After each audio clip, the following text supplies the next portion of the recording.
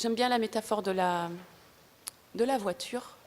Quand je prends ma voiture, je vous avoue, je ne suis pas très au courant de l'état de mes freins, je ne suis pas au courant de l'état des freins des autres, je ne suis pas à l'abri d'un malaise, je ne suis pas à l'abri d'une distraction, les autres non plus. Donc oui, il y a plein de dangers sur la route. Est-ce que pour autant, je vais me dire, bon, ben, puisque je ne contrôle pas tout, eh ben, je crois que je vais rouler les yeux bandés? Ben, certainement pas.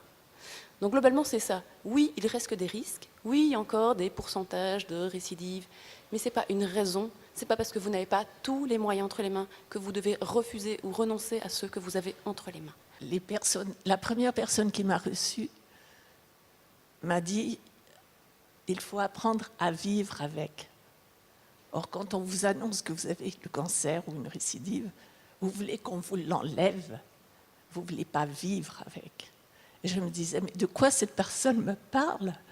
C'est pas possible. Je pense qu'il y a vraiment beaucoup de choses qui sont basées sur éviter l'évitement. Parce qu'on vous propose souvent, certainement, cette fabuleuse phrase « mais détends-toi, calmez-vous ». Eh bien, ça ne marche pas, cette phrase-là, elle ne marche pas. Donc c'est pour ça qu'on fait des ateliers de gestion du stress, de sophrologie, de pleine conscience. Justement, pour vous sortir de cette fameuse phrase qu'il faut éviter les stress. Ce n'est pas possible. Si, il y a des stress qu'on peut apprendre à éviter. Mais la plupart du temps, les stress, ils sont là. Et vous n'avez pas d'autre choix que de faire face à ces stress-là. Par contre, comme ça a été expliqué depuis le début de cette matinée, l'idée, c'est de faire face autrement au stress, pas de les éviter. Parce que ça vous fait stresser qu'on vous demande de les éviter. Si j'apprécie les différentes activités proposées, j'ai une préférence pour les groupes de parole.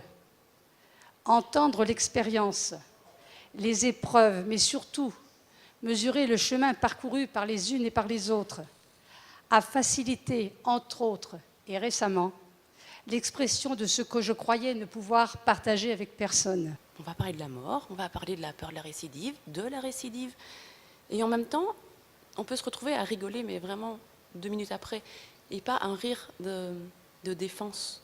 C'est-à-dire qu'on était réellement triste 2 minutes avant, réellement capable d'en parler, et réellement capable d'avoir de la distance 2 minutes après. Le fait de pouvoir exprimer tous ses ressentis, ses émotions,